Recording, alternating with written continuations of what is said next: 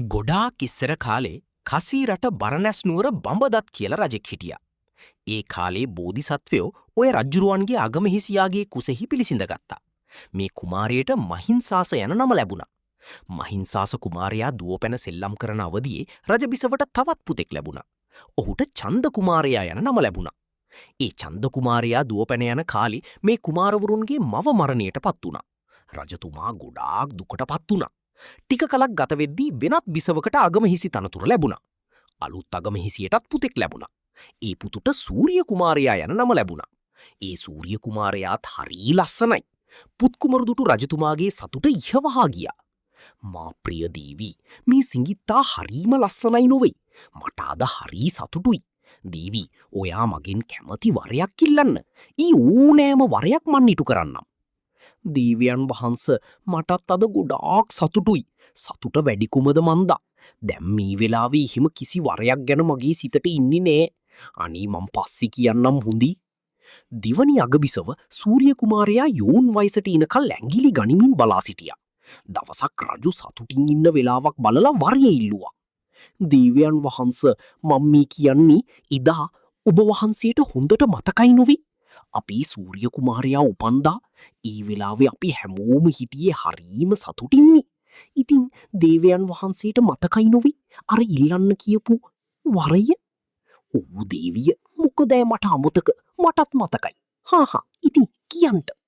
ඉතින් දේවයන් වහන්සේ, අපි මේ සූරිය කුමාරයාට අපේ සූරිය කුමාරයාට රජකම ලැබෙන්නම ඕන. ඒකයි මං ඉල්ලන එකම වරය. එතකොට රජතුමාගේ මූණ වෙනස් වුණා. ඇස් ලොකු වුණා. අගබිසව දිහා රෙමල බැලුවා. "හෑ, මොකක්? රජකුම? කාටී රජකුම? සූරිය කුමාරයාට? ඇයි නුඹ දැක්කේ නැද්ද? මහා ගිනි කඳන් වගේ බැබිලි බැබිලි ඉන්න මගේ අනිත් වැඩිමහල් පුත් කුමාරවරු. නුඹ සිහිවිකල්ලින්ද ඉන්නේ?"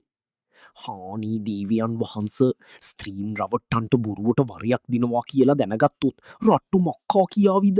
තමුන්ගේ අගබිසවටත් වංචාකුලා කියලා. මං එහෙනම් අඩබිර ගස්සනවා. ඉදා ඔබ වහන්සේ එහෙනම් මාව රවට්ටන්ටද එහෙම කිව්වේ? අයියෝ, මේ වරේ ඉටුණු කොළොත් ඔබ වහන්සේට මහා කැලලක් වීවි." දෙවනි අගබිසව අතාරින්නේ නෑ. ඈත් පස්සෙන් පන්න රජ්ජුරුවන්ගේ වරය ඉල්ලනවා. බැරිම තැනේදී රජතුමා වැඩිමහල් කුමාරවරු දෙන්නාට කතා කළා. "මයපුත් කුමරුනි, මගෙන් බරපතල අත්වැරැද්දක් වුණා. අපේ සූරිය කුමාරයා උපන්දා සතුට වැඩිකොමට මං අපේ අගබිසුවට වරයක් දුන්නා. දැන් නෑ සූරිය කුමාරයාට රජකම ඉල්ලනම. මම එකට කැමති නෑ. ස්ත්‍රීන් විශ්වාස නෑ. පුතාලාට කිසියම් අනතුරක් කරවන්ට බැරි නෑ. ඒ නිසා පුත් කුමරුනි, වනාන්තරයට ගොහින් ජීවත් වෙන්න. මගෙන් පස්ස ඇවිත් කුලසන්තක නගරයක රාජ්‍ය කරන්ට" කියලා දරු දෙන්නාව වැළඳගෙන හැඬුවා. පුත් කුමරුන්ගේ නලල සිම්බා. ඉතිනේ කුමාරවරු පිය රජුට වන්දනා කළා. රජමැදුරෙන් පිටත් වෙලා ගියා. රාජාංගනේ සෙල්ලම් කරමින් සිටි සූරිය කුමාරයා මේක දැක්කා. "අයියන්ඩි, මාත් එනවා. ඔයාලා නැතිව මම මෙහෙ ඉන්නේ නෑ" කියලා ඔහුත් ඔවුන් සමග පිටත් වුණා. හිමාලයටම ගියා. බෝධිසත්වයෝ අතරමග ගිමන් හරින්ට රුක්සෙවණක වාඩි වුණා. තම බාල සොහෝයරු ඇමතුවා. "මල්ලියේ සූරිය, ආන්නාර ඈත පේන විලට ගොහින් කැමතිනම් නාගෙන පැන් බීලා මටත් නෙළුම් කොලේකට පැන් අරගෙන එන්න. ඒ විලේ දියරකුසෙක්කින්නවා. ඔහු වෙසමුණි දෙවු රජුගෙන් වරම් ගත්තු කෙනෙක්. මේ විලට බසින අයගින් යමෙක් දේවධර්මය දන්නවා නම් ඔහුව බිලිගන්ට වරම් නෑ. දේවධර්මය නොදන්නා අය වතුරට බැස්සොත් බිලිගන්ට අවසර තියෙනවා. ඉතින් සූරිය කුමාරයා මොකෝවත් විමසන්නේ නැතිව විලට බැස්සා විතරයි දියරකුසා ඔහුව අල්ලා ගත්තා. දැන් කියාපිය. දේවධර්මය යනු කුමක්ද? ඔහුට ඉක්වරම හිතාගන්න බැරිව ගියා. ඔහු මෙහිම කිව්වා. "අනේ රාක්ෂසය, දේවධර්මය කියන්නේ චන්ද්‍රයාටයි සූර්යාටයි නොව?" "තෝ දන්නේ නෑ" කියලා දියරකුසා සූරිය කුමාරයාව දිය යට තමන්ගේ වාසස්ථානයේ සිර කළා. බෝධිසත්වයෝ මග බලාගෙන ඉන්නවා. වතුරත් නෑ, සූරිය කුමාරයත් නෑ. මල්ලියේ චන්ද සූරියගයා තවම ආවෙ නෑ. ඔයා යන්න. ගිහින් මල්ලිවත් එක්කරගෙන මටත් නෙළුම් කොලේකට පැනුත් අරගෙන එන්න. චන්දකුමාරයත් කෙලින්ම ගිහින් විලට බැස්සා විතරයි දියරකුසා අල්ලා ගත්තා. දේවධර්මය යනු කුමක් දැයියසුවා. ඔහු කීවේ දේවධර්මය යනු සතර දිසාව කියලයි. උත්තරය වැරදි. ඔහුවත් දියයට රකුසු භවනයේ හැංගුවා. සොයුරන් දෙන්නාම ගියාමයි. ආවෙ නෑ. ඒ ගමන බෝසත් කුමාරයා පිටත් වුණා. විලාසල සිටගෙන හොඳින් වටපිටාව විපරම් කළා. විලට බැහැපු අඩිපාර තියෙනවා. විලෙන් ගොඩවුණ කෙනෙකුගේ අඩිපාරපීන්ට නෑනුවයි. මෙතන තියෙන ගුප්ත ස්වභාවේ හැටියට නම් රක්කුසෙක්වත් ඉන්නවද දන්නේ. කෝකටත් මං සූදානමින් ඉන්න ඕන කියලා කඩුවත් ලෑස්තිපිට තියාගත්තා. දුනු ඊතලත්මානා ගත්තා. එතකොට වනාන්තරී සිට පුරුෂයෙක්කාවා. බෝසතුන්ට මිහිම කිව්වා. භවත් පුරුෂේ මොකදෝය විලට බයවෙන්න මොටද. ගමන් වෙහෙසකුත් තියෙනව වගේ. විලට බහින්ට හොඳට වතුර නාගන්ට. පැනුත් බොන්ට නෙළුම්මලත් කාලා මල්මාලෙකුත් ගොතාලා පැළඳගෙන නිවී හැනහිල්ලේ යන්ට එපාය. එතකොට බෝසතානෝ ඔහු දිහා බැලුවා. මොහු ඇසපිය හෙලන්නේ නෑ. ඔය හෙවනැල්ලත් නෑ. මාවත් විලට බස්සවන්නයි හදන්නේ. මොහු වෙන්න ඕන මේ විලට අරක්ගත් යක්ෂයා කියලා සිතාගෙන ඔහු ඇමතුවා. එම්බල යක්ෂය ඇත්ත කියාපං. මගේ සහෝදර කුමාරවුරු දෙන්නව ගත්තේ නුබනේද? ඔව් මම් තමයි. ඇයි එහෙම කළේ? මේ විලට බහින අයව මට බිලිගන්ට පුළුවනි. ඒ කියන්නේ මේ විලට බහින සියලූම දෙනාම බිලිගන්ට පුළුවන්ද? බෑ. දේව ධර්මය දන්නා අයව බිලිගන්ට බෑ. අනිත් අයව පුළුවනි. එම්බල යක්ෂය නුබට දේව ධර්මයෙන් ප්‍රයෝජනයක් තියෙනවද? අනියෝ මම හරි ආසාවෙන් ඉන්නේ මොකක්ද මේ දේව ධර්මය කියලා දැනගන්ට. හරි මම දේව ධර්මය දන්නවා. එහෙනම් කුමාරයා දේව ධර්මය කියන්න මට. කොහොමද මම මෙහිම අපවිත්‍ර ශරීරයකින් යුක්තව දේව ධර්මය කියන්නේ?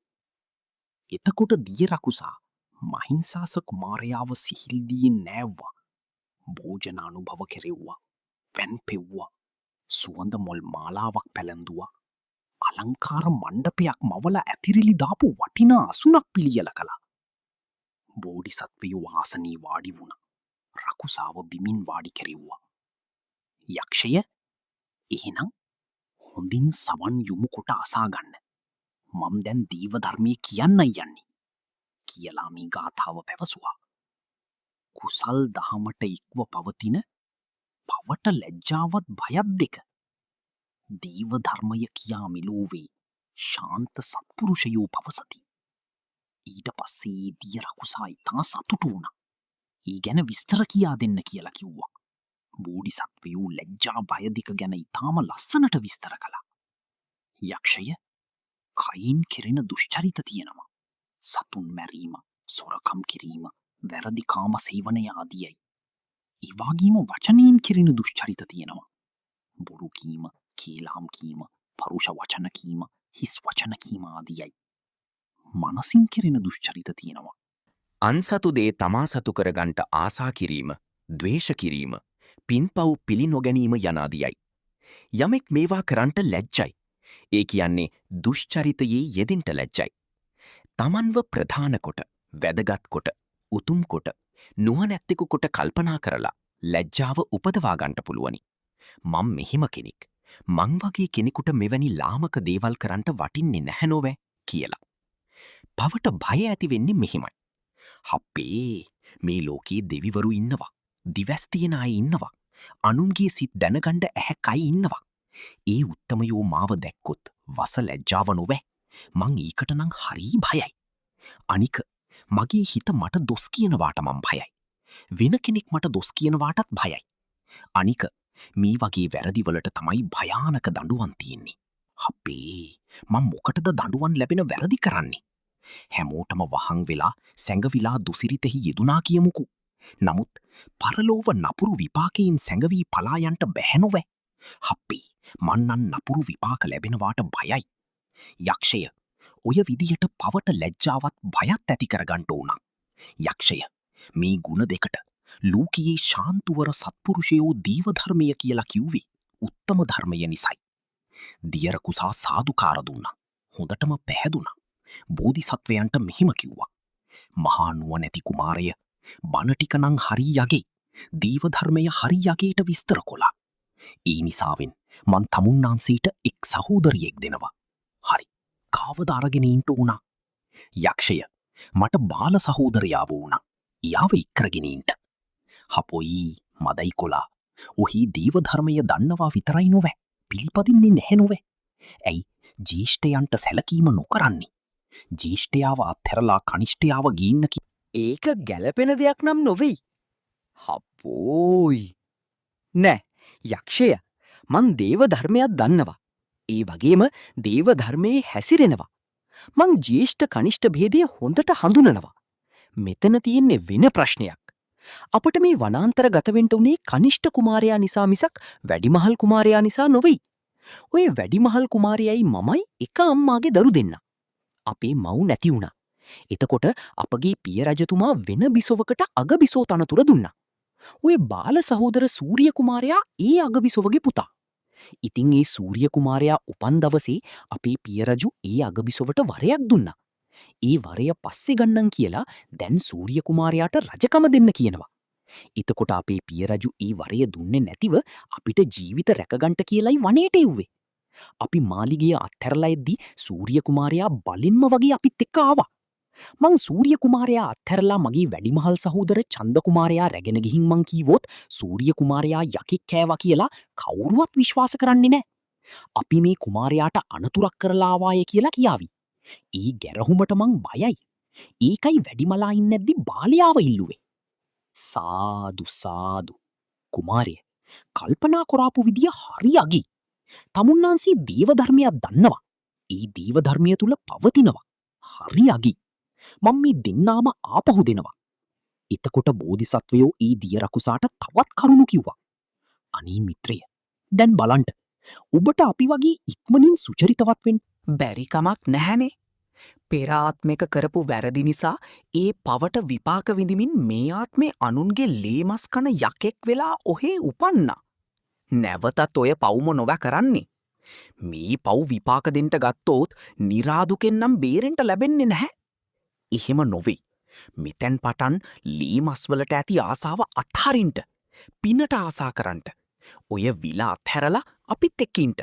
ඔහේ දේවධර්මයේ පිහිටලා ඉන්ට. යකා පැහැදුනා. බෝධිසත්වයන්ගේ බසට අවනත වුණා. දමනය වුණා. ලීමස් කෑම අත්හැරියා. පළතුරුවලට පුරුදු වුණා. යකා මේ තුන්දෙනාම හොඳින් ආරක්ෂා කරගත්තා. දවසක් මහින්සාස කුමාරයා ආකාශයේ දිහා බලාගෙන ඉන්නවා.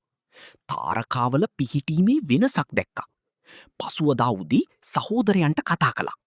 මල්ලියේ දැන් අපට ආපසු යන්ට කාලේ ඇවිත්. ඊයේ රාත්‍රී තරු පිහිටීමට අනුව අපි පිය රජු අභාවයට පත් වෙලා. ඉතින් බෝධිසත්වයෝ තම සොයුරන් දෙදෙනාත් දියරකුසාත් රගෙන බරණැසට ගියා. ඇමතිවරු බෝධිසත්වයන්ට රාජ්‍යය පැවරුවා. බෝසත් රජු චන්ද කුමාරයාට යුවරජකමාත් සූරිය කුමාරයාට සේනාපතිකමාත් පැවරුවා. රාජ උද්‍යානයේ රමණීය පොකුණක් අසල යකාට දෙවොලක් හදලා දුන්නා. අග්‍ර මල්මාලාවලින් අග්‍ර පුෂ්පවලින් අග්‍ර භෝජනයෙන් උපස්ථාන ලැබෙන්ට සැලස්සුවා.